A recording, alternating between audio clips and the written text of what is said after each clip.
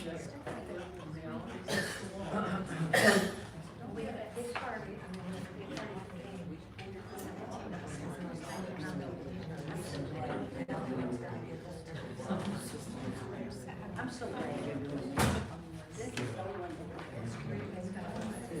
good evening, everyone, and welcome. Thank you so much for coming tonight to my presentation called What's Up at NASA. My name is Mark Gillette, and I'm an ambassador for NASA. The actual program is called the Solar System Ambassador Program, and that program is run by JPL out in California for NASA. In addition to doing this, my full-time job is that I'm a sociology professor at Valencia College over in Kissimmee. I've been teaching for about 30 years at Valencia. Wow. When are you retiring? That when I say that, a lot of wow. When am I retiring? Well, you're well tenured, that's for sure. Still young, so. Unless they kept you on just as adjunct all these Oh, years. no, yeah, I'm tenured, and I'm looking forward to retirement, hopefully sooner than later. But we'll see what's in the cards for that. So again, thank you so much for coming. Tonight's going to be all about NASA. Throughout tonight's presentation, if you have any questions, feel free to raise your hand and get involved. The more you get involved, ask questions, get your input, I think the more exciting that this is going to be. I'm doing a live stream of this on my YouTube channel, and I'll talk a little bit about my YouTube channel later on in tonight's presentation. If it's okay with everyone, I'm going to go ahead and dim the lights up front so that you have a better view of the screen. Does that sound good? All right. Also, I'll mention this a couple times, and if you haven't already after tonight's presentation, please come over here and look over all the cool things that I brought for you. I'll be talking about many of these, and feel free to take whatever you'd like. All right, don't be shy. Okay. All right, look good? Yeah. All right. So, let's get started. Here's what I want to talk about in the next 1 hour. I'm going to talk about the International Space Station, the ISS, the Commercial Crew Program, the Artemis Program, the Mars Perseverance rover, and the small helicopter, Ingenuity. I'm going to talk about the James Webb Space Telescope. I'm going to talk about detecting exoplanets with the TESS mission, Transiting Exoplanet Survey Satellite. In addition to that, I'm going to be interweaving another ambassadorship that I'm a part of and talking about this little thing here that you can't see that I will pass around, but it's a pretty cool little thing I'll pass around a little bit later. Talk about NASA Eyes. All of you will want to run home after this and get on the internet and check this out. It's probably one of the coolest websites I've ever seen. Going to talk about the DART mission, how we crashed into a small asteroid and bumped it off course, double asteroid redirection test, and wrap it up with a mission coming up in 2024, the Europa Clipper. So that's tonight's agenda, Q&A at the end. Let's start with the International Space Station. I'm sure all of you have heard of it. Here's an image here on the left-hand side. It's about the size of a football field, powered by solar panels. It's a cooperation among many countries around the world. Back in the 1990s, American astronauts and Russian cosmonauts went up when these parts were launched into space, assembled everything, and the very first crew went on board in the year 2000. So it's 23 years now that the International Space Station has continuously had humans on it. Pretty cool. Seems like it's longer than that. It does seem like it's longer than that. Every mission, NASA loves patches. And so every mission has a patch. This is the current patch for the current expedition, 68. The astronauts generally will go up to the International Space Station for roughly 6 months at a time. Some will go for less time, some will go for more time. Generally 6 months, they will return, a new crew will go up. All right. The International Space Station is relatively close to us. It's only about 250, 300 miles above us. It's going around the Earth, orbiting the Earth about every 90 minutes. Any guesses how fast it's going? Every 90 minutes it's got to be pretty It's fast. like 1,200 miles, something like that. It's like an insane number. 200 miles an hour? 17,000 miles an hour. Yeah, 17,000 miles per hour. Get that out on I-4. Get your car going 17 miles. Let's see Don't what the, mention it. see what the ride's going to be We would like. need to be in huh? that flying over I-4. Yeah, really. So there's a way that you can see the International Space Station from where you are, if you're interested. You won't see it like this. What you will see is a small little white dot go across the sky. Simply go to spotthestation.nasa.gov, put in your location. When it's visible from your area, you will get an email. It will tell you the date, the time, where to look, how long it's visible. And if you go outside and do all the right things, you'll see that little white dot go across the sky. Now, I don't know that a lot of people lose sleep looking at a little white dot go across the sky, but when you think about what that little white dot is and who's in that little white dot, that kind of changes everything. So, Amen. all right, that's the ISS. There are so many things I can talk about all of these missions.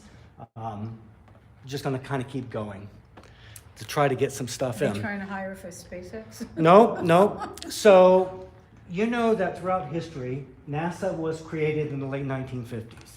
And throughout history, there have been 3 big programs. There are other programs, 3 big ones. Apollo, Space Shuttle, now Artemis. Okay? So, You forgot Hubble. oh, no, I'm getting the Hubble. So those are the 3 big programs that NASA has had. When the Space Shuttle program ended in 2011, we had a problem. And the problem is, how do we get our U.S. astronauts up and back from the International Space Station? Because we retired the shuttles, that was our one and only ride for them to get back and forth. So NASA contracted with the Russians to pay for a seat, and they would shuttle our astronauts back and forth.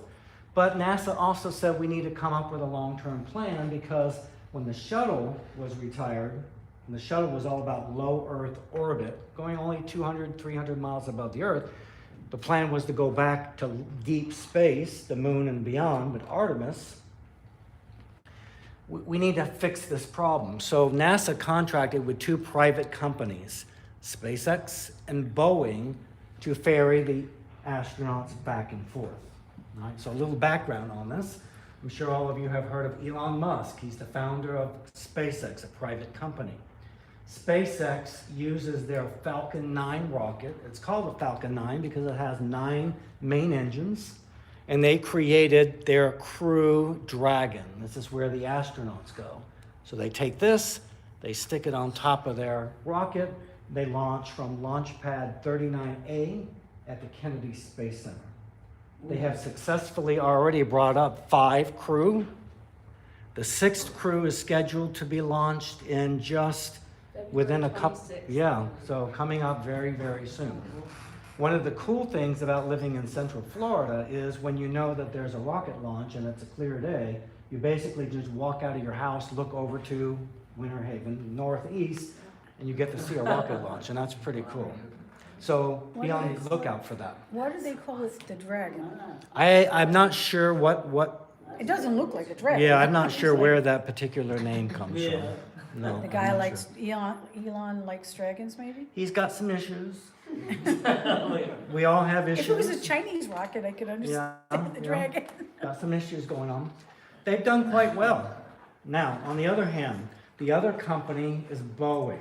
This is their crew capsule. It's called Starliner. Starliner goes on top of a ULA, United Launch Alliance rocket, which is a company, well, 2 companies, Lockheed Martin and Boeing, own ULA. Right? makes This is an sense. Atlas V rocket that they use. Well, they've had some problems.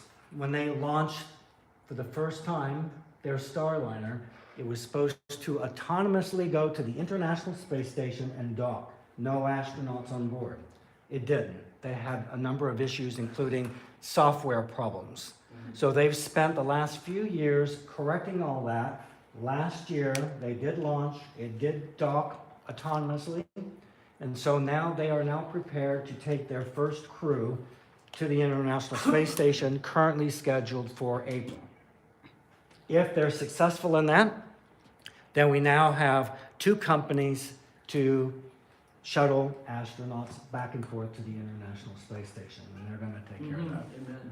So that's called NASA's Commercial Crew Program. So how long has SpaceX been launching astronauts? About 2.5, 3 years, roughly. Just in time for Yeah. the Ukraine war. Yeah. Okay. Yep. All right, and again, any questions or anything, just feel free to jump in. Moving quickly right along. So this is NASA's newest rocket, the biggest, most powerful rocket to date ever built. It's called the Space Launch System. Wow. This is a picture that I actually took when I went over to Kennedy Space Center and went on one of those special tours where we kind of drove by and I'm taking pictures out of the window. And so Good job. this is the Artemis program. We're going back to the moon. All right? Question, why? Why are we going back to the moon? We did that in the late 60s and early 70s. We're trying to expand the lunar gateway in order for it to make it easier to get to Mars and back. Yeah, they're Okay. going to establish a base on the moon, live on the moon, travel from the moon to Mars, because it's shorter than traveling from the Earth, Right. to some degree. So it only takes about 2 days, 3 days at most to go to the moon. The ultimate goal is to go to Mars. Takes a little bit longer than 2-3 days to get there, about 9 months based on where the planets are aligned. And when we went to the moon in the late 60s and 70s, we didn't stay very long, you know? Neil Armstrong, Buzz, I was gonna say Buzz Lightyear. Yeah, right. You know that's where the name came from, in the Buzz, in the Toy Story. Oh, I'm sure it Buzz did. Aldrin, they were only there a few hours, and even the subsequent missions, they weren't there for a very long period of time at all. So if we're going to go to Mars, and it's going to take 9 months to get there, we don't just wait, go for a couple hours and hop back in and take that 9 journey back. We're going to be there for a while, so we need to know how to live on a foreign body. So the moon is the obvious place to go. We're going to go back for a number of reasons. One of the main reasons is to learn how to actually live for extended period of time on a body, so that we can take that knowledge onto Mars. Wow. They've already started growing vegetables there. Yeah, the International Space Station. Would you tell us, sir, what is the truth on, is there water on Mars?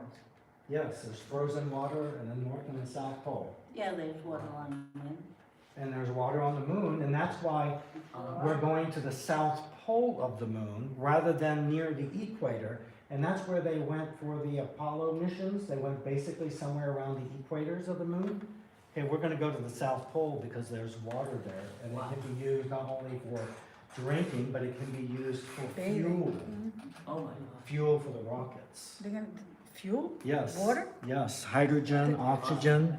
Yes. Oh, okay, they're gonna distill the water We're gonna down to fix, its fix it all up and get it ready. components, And, elements. Sir, also, would you say, what is Artemis, where did they get that name? It's a Anyone Greek know? goddess. It's a Greek goddess. It's a Greek goddess, and she is the goddess of the moon. okay. And she is the twin sister of Apollo. Apollo from the Apollo program. Oh, okay. This will be the first time that a woman will walk on the moon. That's great. That's great. And that is the official logo for the Artemis program.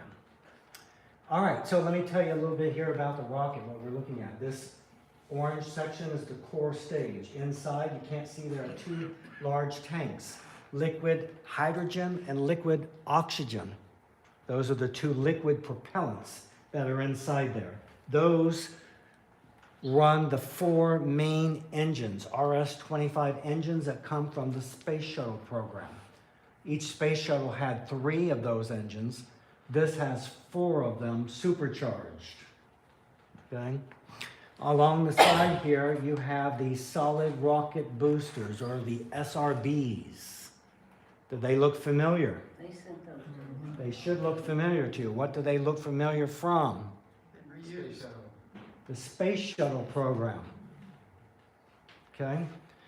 The space shuttle, each space shuttle had 2, but it had 4 segments. This has an extra segment on each side. This is solid rocket propellant.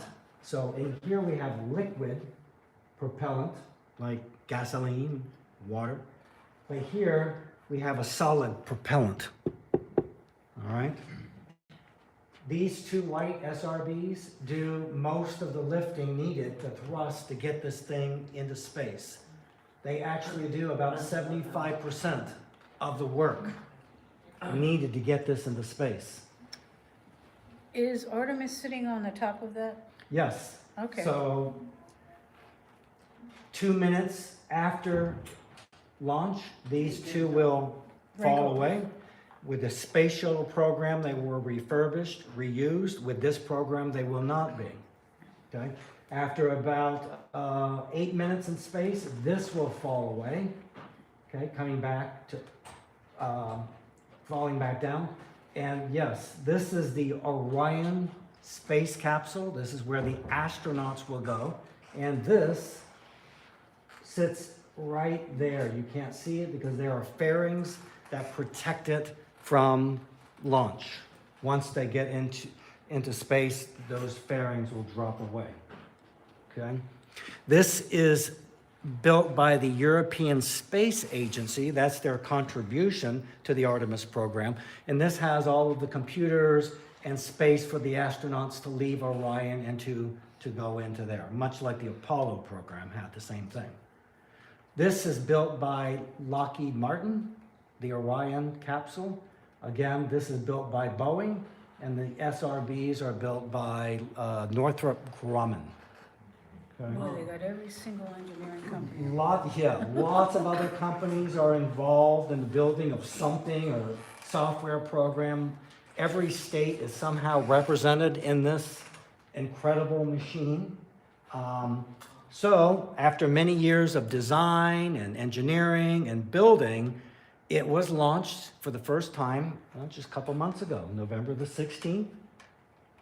It went, and I have, when you come over here to the table, you see I have a little map of what happened for Artemis 1. It was called Artemis 1. It went around the moon a few times. It went further than any human-rated capsule has ever gone, deeper into space. And after 25 days, it came back, splashed down off the coast of San Diego, California. They picked it up, and it is currently at the Kennedy Space Center, and they're pulling it all apart to see, did everything go just as we wanted it to go? Was it manned? No, it was not I manned. was There gonna were think no for astronauts. 25 days inside Yes, that? right, yeah, there were no astronauts on board. What was the purpose of Artemis 1? The purpose was to check the whole thing out. You have all these different companies creating everything, put it all together, is it all going to work? And so that was the main objective, to test the system, to stress the system, as the administrator, Bill Nelson, said. We're going to stress this beyond anything that we would normally expect, Wow. so that if there's a problem, we can detect the problem before we put astronauts up there on this bomb. Now, when that shoots off, those white things, they come apart. About 2 minutes after Yeah. launch, they come separate. off, and then the other goes up. And then the rest of it continues going up, I right? studied that. Yes, right. Artemis 2. Why are so many companies involved? NASA They would get jealous if they were left out. NASA likes to spread the fun around. The money around. Yes. And so you can see that in so many different projects and missions within NASA, that every state somehow is contributing jobs. Yeah. So yeah, that's So similar. it's political. It's, yes, it's good. Sure. Fascinating. Well, the funding for the program comes from taxpayers, so when it goes through Congress, every state representative is gonna say, I want some of this money to go to my constituents. Right. I want some jobs in that area. Speaking of funding, I've been told not to mention this, but. You can I mention think- it anyway. But I think it's really, really important to do so because I think there are some misunderstandings on funding when it comes to NASA. So I'm not speaking on behalf of NASA, I'm speaking on behalf of a tax-paying citizen. Right. Okay, United like all of you. States. How many of you would like to guess what percentage of the federal Oh, budget not goes to much. NASA? Let's say that the entire federal budget for NASA the entire federal budget for 1 year is $1. How much does NASA get out of that $1?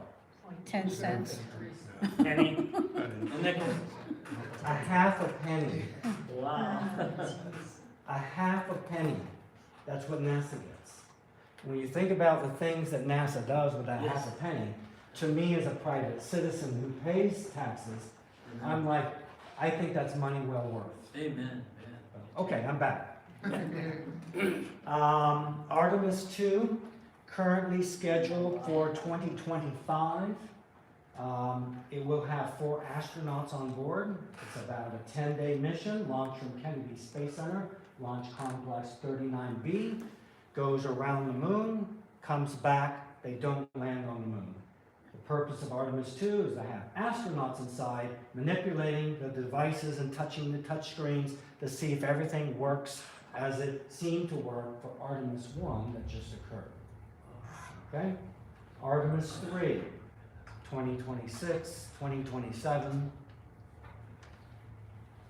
4 astronauts go into the Orion capsule, put it on top of the SLS rocket, gets launched. 2 astronauts go down to the moon. There's water on the moon. Be the first time that we have a woman and person of color going to the moon, which I think Is is a wonderful. woman also a person of color? I don't, they Oh, have not. they haven't selected? They've not selected, or at least they haven't announced it yet. But I believe that that announcement probably will come, probably next year, I would guess. So. All right, Okay, so where we've been to the moon, why do we have to go again? we need to go and stay for long periods of time so we can learn how to live on another body. Because this is the rocket that will take us, well, this is the rocket that will get us out of Earth's atmosphere into space. Orion, along with some other ship that hasn't been built yet, will take astronauts to Mars. It takes about 9 months to get there. They're gonna have to stay for a few months until the planets realign, Wow. and then they're gonna come Mhm. back. And so we've been to the moon, but we've only stayed for a few hours or a couple What days. about you? And so we need more time, more experience to live on another body and take that when we go to Mars. What When about you say you? live on it, how long are you talking? Oh, Is- I don't know. How long are you talking about living on the moon? Well, they're probably gonna start with very short durations, they haven't announced it yet, but the goal is to be there for months. They're gonna have a base on the moon, Yeah, they're gonna be. because that's gonna be the jump-off point or the shoot-off point to get to Mars. That's what NASA has officially Right. stated, that they are planning to form a base on the moon where people will live. That's why they're trying to grow plants and why they need water, so that people will live on the moon in an atmosphere that they can live in. And from the moon is where they'll be heading for Mars, because of the distance between the planets. So speaking of Mars, I'm sure I all like of you that. are aware that almost 2 years to the date, we've landed our most recent rover, Perseverance, or originally called Mars 2020, on Mars. Here is an illustration of it on the left-hand side, full of different science instruments and cameras that can do all type of experiments. That's so awesome. One of the neatest things about Perseverance is that it is collecting soil samples. Okay? And those soil samples, if you keep up with NASA at all, just recently they've completed the process They have some of them stored here inside the rover. Some of them they dropped on the ground, and they know exactly where they are. Because NASA and ESA will be planning a mission later this decade to go to Mars, pick these soil samples up, and bring them back to Earth.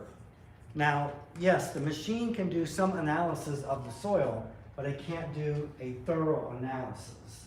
So, to do a thorough analysis, we need to get it back here to Earth. What are we looking for? Past life, current life. Did life or does life exist on Mars?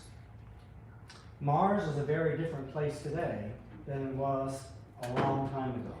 It had water, we now know. It had a much thicker atmosphere than it currently does. Something happened.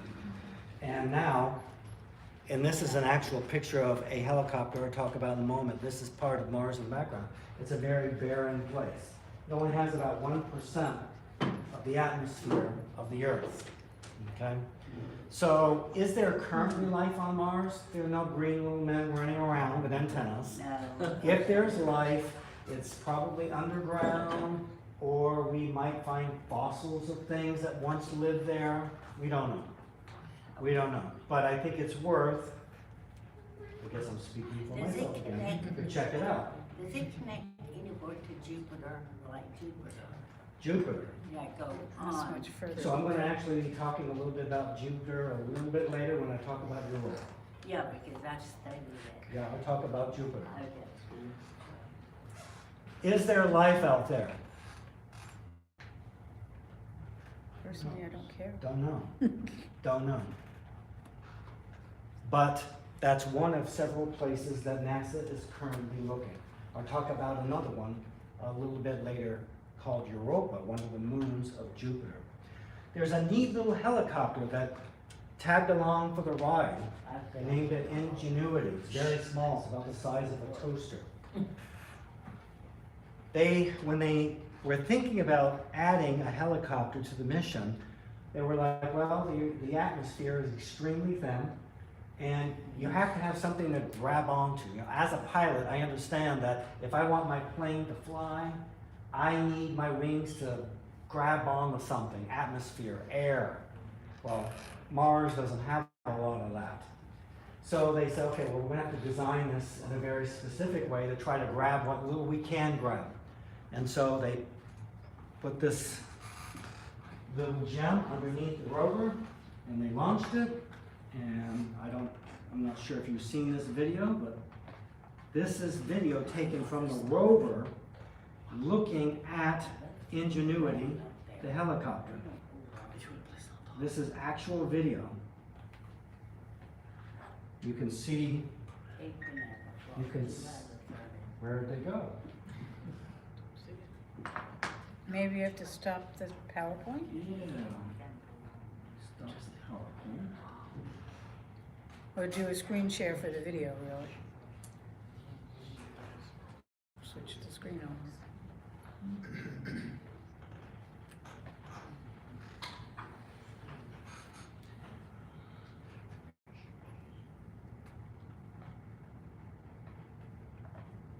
Give me a second, I'll figure this out.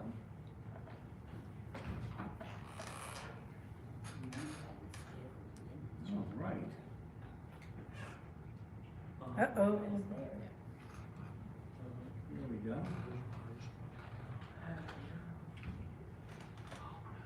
Have any of you seen this video? Yeah, a couple of you. So there's the little helicopter. This is the first flight. There's since been over 40. It's simply going to go up. It's going to spin around a little bit. It's going to come right back down. It wasn't a very exciting first flight, but since then, it's gone up higher. It's gone further. It's gone faster. It works. It worked. They didn't even think that it would work. So are the propellers on the bottom or the top? Top. On the Okay. top. This is Mars, of course, here in the background. They're a beautiful place to live. You want to buy some land, build a nice house. So there you go. There's the first flight of Ingenuity. So what's the thinking? The thinking is, all right, well, maybe in future missions, we want to include these so that if we have a rover going around, that little helicopter can fly in front of where the rover is going to go and say, oh, there's something here that you don't wanna go through, because if you do, you're gonna get stuck in Do you own your home Eskimo in winter, stuck Florida, in but still Enro. rent your electricity? No, we're not If you interested pay in more that. than $60 a month in electricity, then you might already know about. Maybe this we $0 should say Mars real estate ownership. So would you say, what is the average temperature on the surface of Mars like during the day and then at nighttime? It's gonna vary significantly from the poles to the equator. I don't know the exact numbers, and I will be very honest with you with questions that you have. As that it I don't goes have answers up, to. don't it get higher, higher? As you go up and down, it's gonna get colder. It well, goes than up and Earth. down. Right, but Okay. I believe some places can, be in the 50s and 60s, so it's not like crazy cold, like, you go out to the other planets, but. How big are the rovers? So the rover, this is like the size of a Looks like a small motorboat. car, a very small car. Yeah, and this is about the size of a toaster. So really small. Yeah, it's tiny. Yeah, very small, but pretty neat what they've done. It would have to be tiny to fit underneath the rover. Yes. Why is this so- As I tell my sociology students all the time, and they know this and you know this, we have a lot of problems in the world, don't we? Uh-huh. We seem to always want to fight and argue with one another, and we just spend so much energy judging and all this stuff. But when we put our minds to it, we can do incredible things.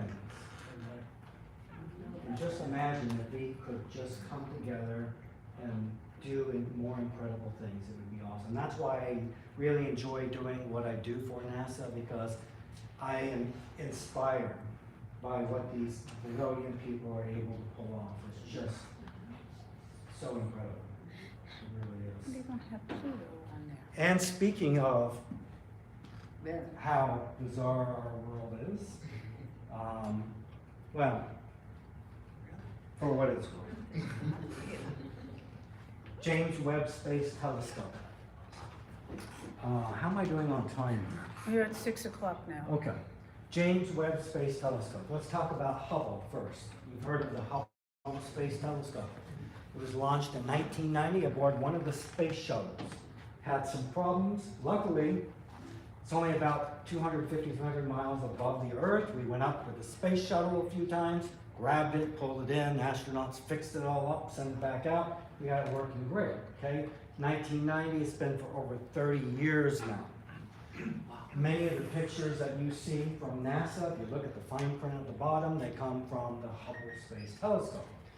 Hubble Space Telescope is about the size of a small bus, Mm-hmm. okay? And that's important because when it comes to observatories in the sky, and Hubble is basically a space-based observatory versus ground-based, and I'll talk about some ground-based in a moment. It's a good-sized mirror, but could be a lot better. Okay, the size of the mirror determines how much light you can collect and the quality of the pictures that come out of it. If you have a telescope at home, you take it out. I have one. I do some astrophotography. The mirror is relatively small. All right. Hubble has a bigger mirror, collects more light. There's also something else going on that I'll mention in a moment. So, in the 90s, NASA said we need to come up with our next great space-based observatory. And so they started talking about designing, engineering, and then building what's now known as the James Webb Space Telescope. Oh, man. James Webb was launched on Christmas Day, 2021. All right. Launched from French Guiana in South America, the European Space Agency, and the Canadian Space Agency are all part of the James Webb program. And ESA, European Space Agency, provided the launch vehicle and location. That's why it launched, one of the reasons why it launched out of South America. Once it launched, well, first of all, this is really big. Hubble, about the size of a small bus. The James Webb, fully unfolded and open. This sun shield right here, this is the sun shield that protects this from the sun. That's the size of a tennis court. In this case, bigger is better. But you can't put this thing, you can't put a tennis court on top of a rocket and set it into space. So how do we fix it? We fold it all up, Oh, yeah. put it on the rocket, launch it into space.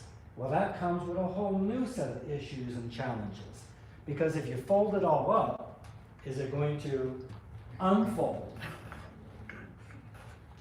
And if it doesn't unfold, hasta no bueno, it's not going to be a good day for NASA.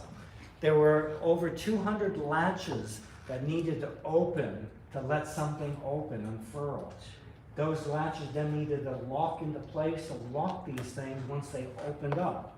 Lots of other moving things. All this stuff had to work perfectly for this sequence to occur, to get it back to where it needed to be. It worked. It all worked, and it worked beyond their expectations. It took about a month, 30 days, to get from Earth out to where it is currently positioned. And remember, Hubble is about 250, 350 miles above us, orbiting the Earth. Like the ISS, 17,000 miles per hour. This is in what's called the Lagrange point 2. We can think of it as kind of like a sweet spot when it comes to gravity among the Earth, the Moon, and the Sun. It's kind of like a perfect place to kind of have it. Why so far away? It uses infrared photography. What's infrared photography? There's a lot of dust and gas out in the universe, and we can't see through it with regular photography like Hubble. Infrared can see through it. So, but one of the problems with infrared is heat. You need your mirrors to be extremely cold. Heat interferes with the process of collecting the light. So we need to get it away from the Earth because the Earth generates heat. So that's why it's, along with some other reasons, why it's 1 million miles away. If something breaks, you can bet that they're going to be trying to fix them on the computer, but if it's anything serious, there's no way to fix it. It's done. Okay? A lot of risk involved in these missions. No risk, no reward. No risk, no reward. That not only goes for space, that goes for us as individual people. No risk, no reward. And so NASA's willing to take the risk. But we've already gotten great science out of it. We've already gotten great images out of it. This is the first image released. I think it was in late July of last year. It took a long time to cool down all of the equipment and get it all tested and aligned perfectly. But they released the first image, and this is it here on the left-hand side. Now let me tell you what you're looking at. With the exception of anything with a spike, those, everything else that you see up here is a galaxy.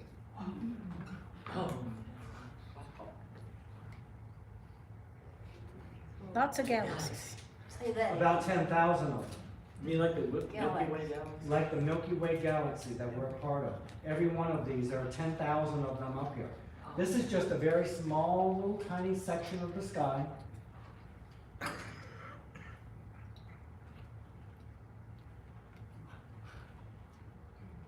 If this doesn't blow your mind, I don't know what could possibly blow your mind.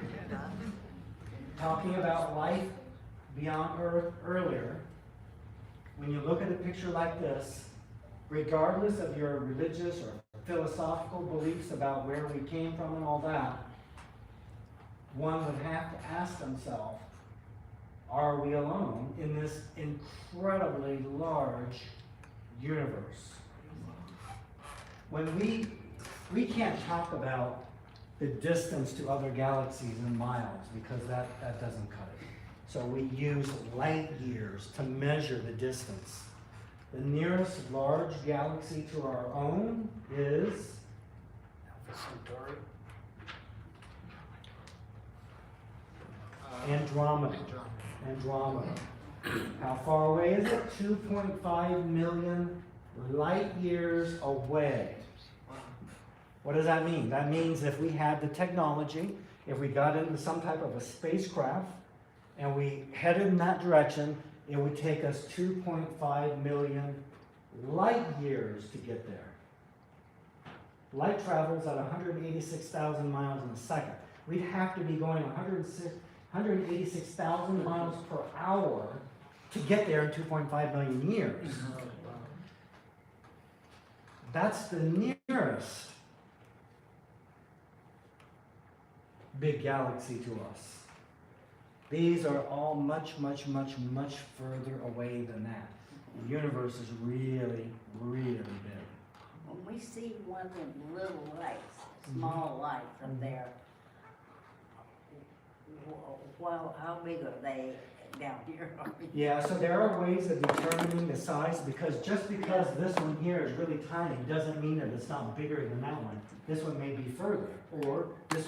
So they can do triangulation using light and all this kind of stuff that goes beyond my knowledge and determine how far away that they are. So using triangulation, a little beyond my knowledge. Makes you wonder. It does make you wonder. It makes you wonder. This again is the official logo. I've got some stickers over here of James Webb, so you're definitely going to want to pick one up before you leave.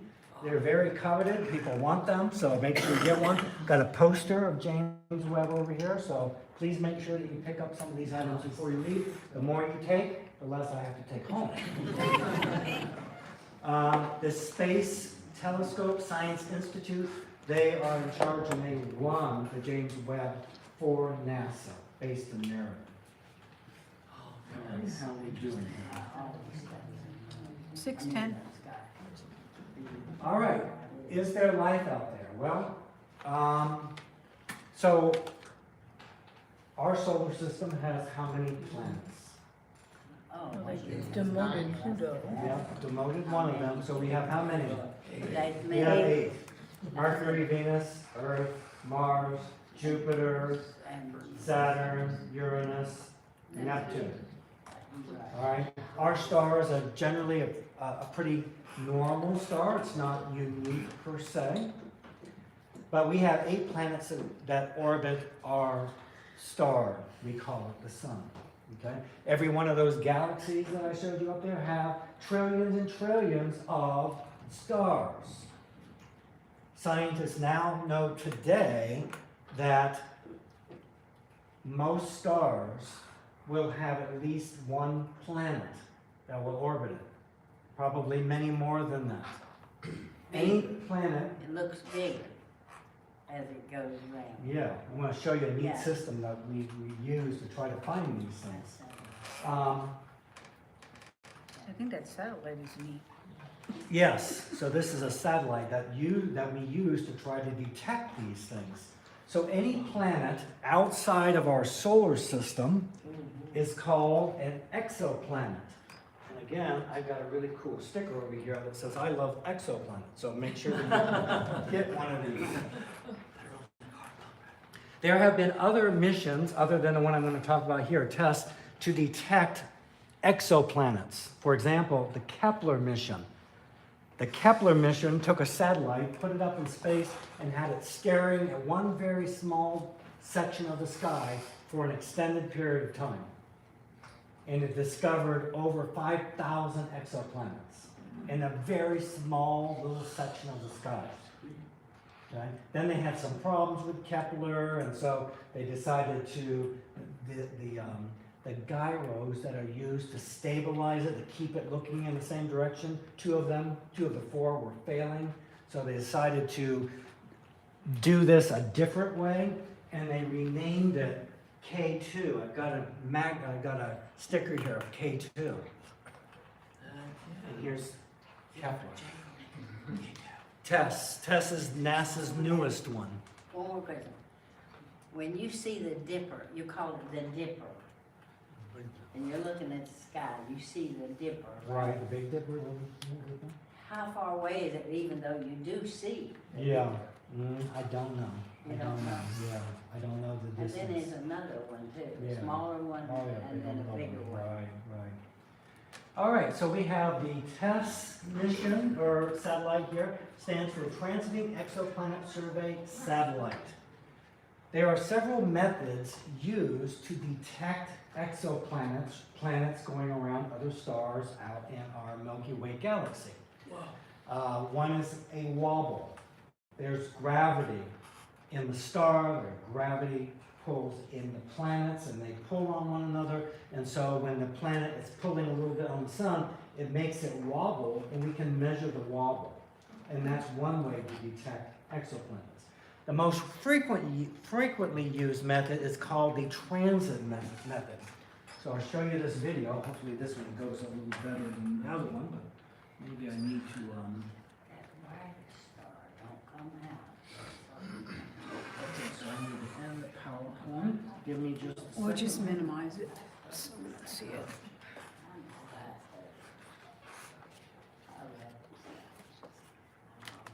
Okay, so here's how this works. Here's how this TESS satellite works. It's looking in the sky, and it's looking for, it charts how much light the star is putting out. And if it goes down, the amount of light decreases. Like you can see, watch, this planet's going to come around the front, and as it comes around the front here, the amount of light that the sun is giving out decreases, and then as it exits, it goes back up. You follow that?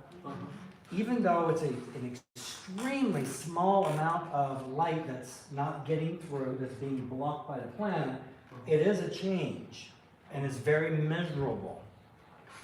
And so the planet, the TESS will be doing this with lots and lots of stars out there. And we'll be reporting if there are any decreases in the amount of light that's being emitted from the star. And it's called the transit method. Okay? So that's what TESS uses. All right, let me go back here. You may want to stop your video.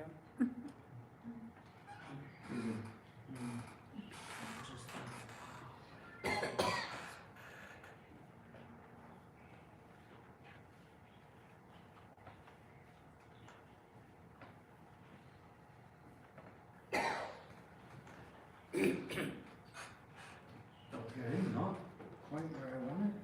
I'll get you back there. Okay.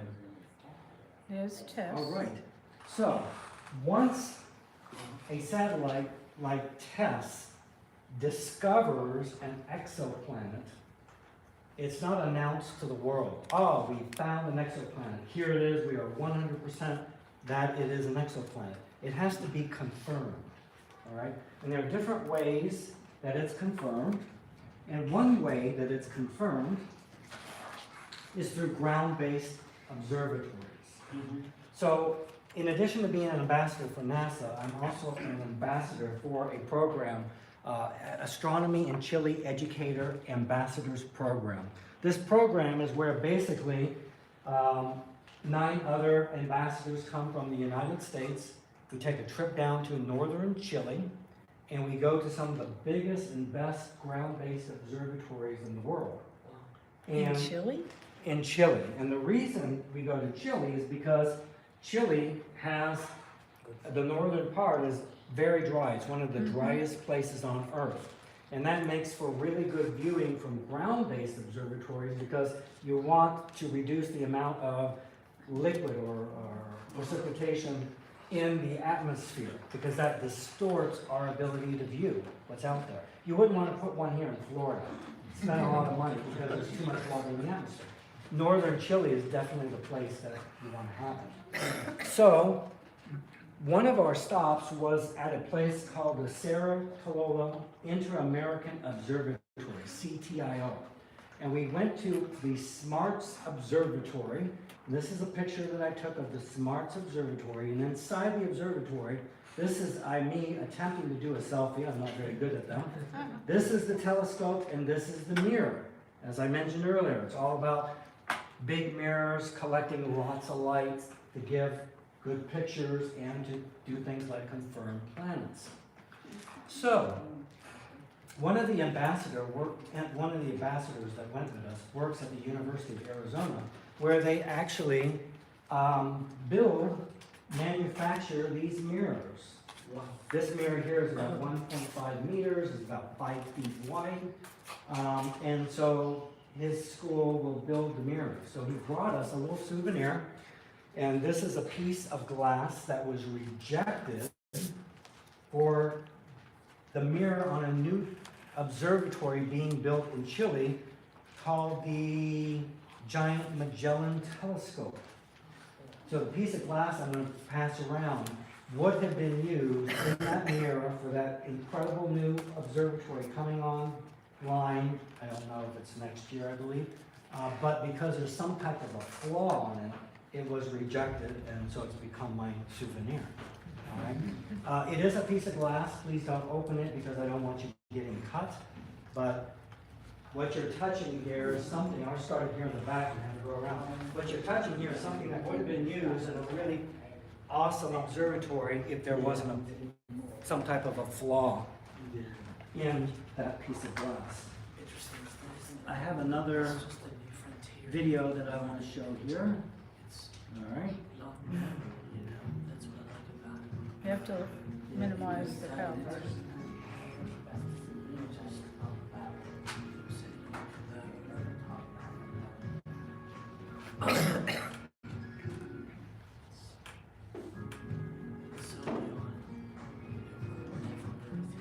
I have lots of things I like to get involved in, hobbies.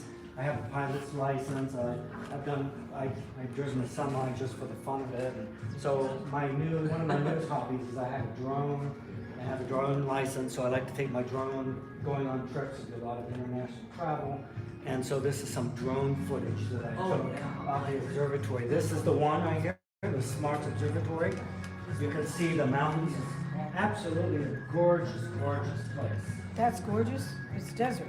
Yeah, in its own way, it's absolutely just. Maybe with the incredible. sunsets or sunrises, Yeah. but So this is Chile here? This is This is Chile. This is about an hour and a half east of a town called La Serena, which is north and east of Santiago, which is the capital and largest city in Chile, South America. But this is the observatory that I'm talking about. This is the Victor Blanco Observatory, but this is SMARTS. This is where some of those exoplanets have been confirmed, discovered by tests. Is it open to the public? It is. There's certain times where it is open to the public. which is how you got there. How much rainfall? I was really lucky that part of this ambassadorship that I was a part of, they made special arrangements for us. So I was lucky in that sense. But it is open to the public. Okay. How much rainfall does that area get? Any? Very little. Like next to nothing. Yeah. Next to nothing. All right. And what are they naming Magellan?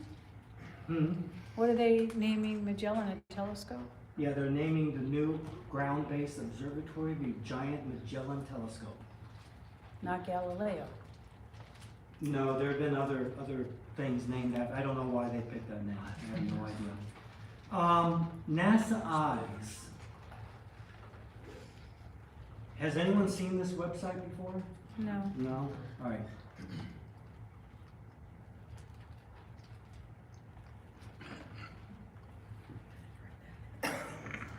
You go to Google, NASA, NASA Eyes. That's all you need to remember, NASA Eyes.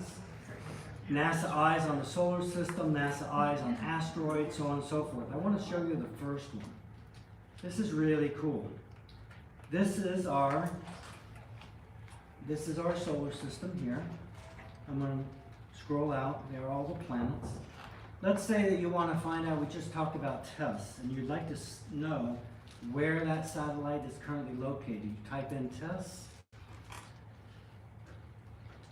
takes you to the satellite, what it looks like. You can scroll around, you can learn all about it. And then you can click on above Earth and you can see its relationship to the Earth. There's the Earth and there's where Tess is. And this is actual, this is real right now. It is live. If you want to go back in time, you go that way. If you want to see where it's going to be next week, you go in that direction. So you can see where everything is. We talked about Hubble. Where is Hubble? You're going to see it's very close to the Earth. You're zooming in toward the Earth. Okay? Look at all the things orbiting the Earth. And somewhere in that mess is Hubble. There's the ISS. James Webb. Remember, it's 1 million miles away from Earth, so it's going to be, there's all the information about Earth. And you can see it's out here, and the Earth is over here. So if you ever want to know where anything is, the Voyagers that were launched back in the 70s that are in interstellar space, tell you where they are. Hubble International Space Station, it's all here. Pretty cool. It's called NASA Eyes, so check it out. Awesome. If you go down to the bottom, instead of going to slideshow, you should be able to maximize your screen to just to full page. On the bottom where you see the little thing that looks like a computer on a little stand, where the plus and minus signs are on the bottom of your screen to my right, your left. Yeah, but if you go to the left, you see that little, those things will, Oh, yeah, right. so that you don't have to keep going through the Right. slideshow to get to where you want. Thank you. Okay, I know that we're running short on time, so there are a couple other things I'd like to share with you. The crash? Call it a night. NASA created the DART program, Double Asteroid Redirection Test. I love acronyms. What's the purpose? Well, 65 million years ago, things didn't go well when an asteroid came and hit the Earth and wiped out the dinosaurs and most living things, not everything, but a lot of things. And that could happen again. Okay? It could happen again. NASA has an entire area of NASA that keeps track of what's happening here, near Earth objects. So they decided, okay, what can we do if we see something coming toward us and it's going to crash on Earth? Is there anything we can do? Planetary defense. So what they did is they have this DART satellite, as it's called. The goal is to go to this binary asteroid system. What does that mean? That means that Didymos is the larger of the two. This is Dimorphos. This you can consider like a moon. It's like a moon of Didymos. It orbits Didymos, like our moon orbits the Earth. The goal was to crash into the smaller one and see if we could modify its orbit around Didymos. Okay, that's the goal. And the goal, how are we going to do it? We're going to crash into it. Has anyone seen the video? This happened in September of last year. Yes. Yeah? So let me show you the video. The first one that crashed was You need to minimize this.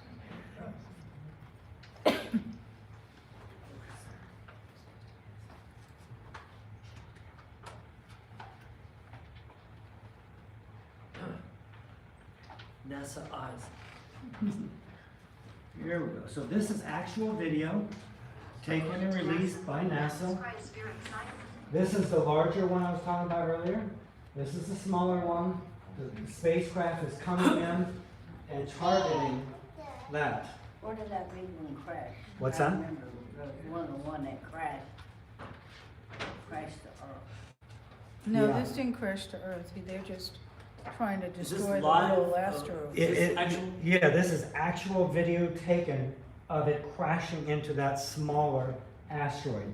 But where did it hit? I know it hit. It- Where did it hit? Where did it hit? Yeah, when it crashed. Somewhere on the smaller of the two of those asteroids. I know where it hit. It's not my computer. This is the computer of the library. Oh, sure.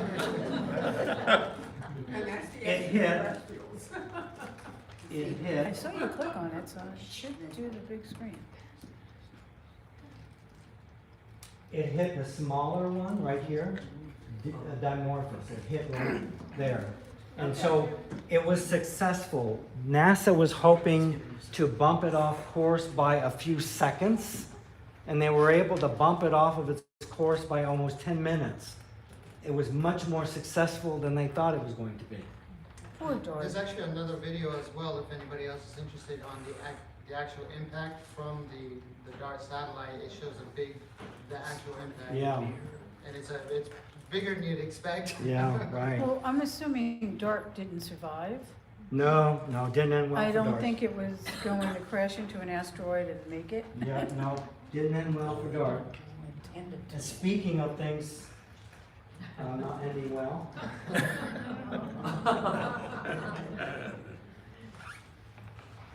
Last thing I'd like to share with you is a new upcoming mission. It's called the Europa Clipper. So speaking of Jupiter earlier, Jupiter has 4 main moons. One of them is Europa.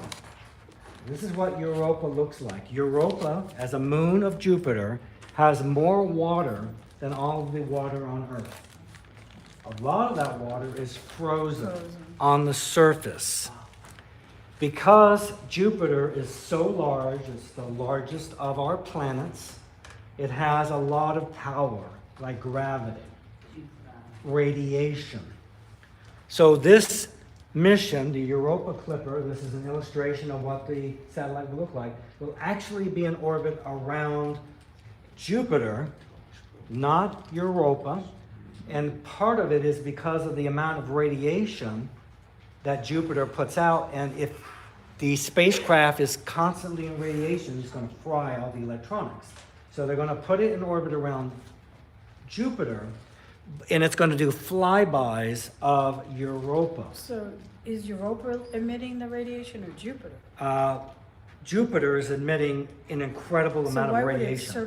Why would it It's go going to be in into a, it's going to, Jupiter's it's going to orbit be in a then? very long, elongated orbit around Jupiter, keeping it away as much as possible from the radiation.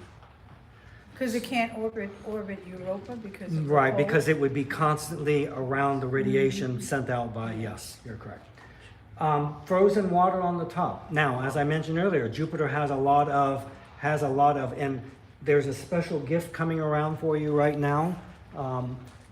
Gonna get a NASA sticker, so be on the lookout for that. Under the frozen water, it is believed that there is liquid water. Why? Well, because of the gravity and the pulling of Jupiter on the moon, it stretches. It's not like this. It stretches and pulls it, heating up the water below. It has the ingredients needed for life other than just water. So, going to fly by, do some work, hopefully with a mission in the future to send something to land on the moon, start digging to see what's going on there. Scientists believe if we find life in our universe, in our Milky Way galaxy, it's probably going to be on one of the moons of Jupiter or maybe Saturn. But if Jupiter is so high in radiation, wouldn't its moons also be hit with radiation? Yes, absolutely. So the yes. water wouldn't even be The water because it would could, be irradiated. but the water could be enough, from what I understand from NASA, to protect any life that could be living below this very, very thick ice. Okay. So this is the official patch, as I mentioned. NASA has a patch for everything, and so this is in 2024. I have a YouTube channel. Right now I'm doing a live stream of this event. I've done other events online, and I go to the Orlando Public Library, the Orlando Science Center. If anyone else hasn't seen this, feel free to come up afterwards. I go out to the community and do these presentations, so I have some of them on my YouTube channel. I've also got lots of other things, almost 1,000 videos, so if you're bored tonight, you have nothing to do, go to my YouTube channel. It will keep you busy for hours and hours and hours, seeing trips around the world and drone and everything you can imagine. And I've got little pieces of paper over here that you can scan to get to it, if you would like. If not, no problem. go to nasa.gov if you've got any other things that you'd like to look at. That site is just incredible how much information they've got there. But I certainly thank you so much for coming. I will be here if you have questions. If you have any questions now, if you'd like to talk to me later, don't leave here until you come over to the table and you're generous and you take whatever you'd like because it is here for you. So why are you Thank not you so an much for coming. astronomer instead of a sociologist? Because my parents didn't nudge me to explore something I really had interest in. Science? Sir, may I Okay. ask you? They thought sociology would be better? No, they didn't push me to put that up.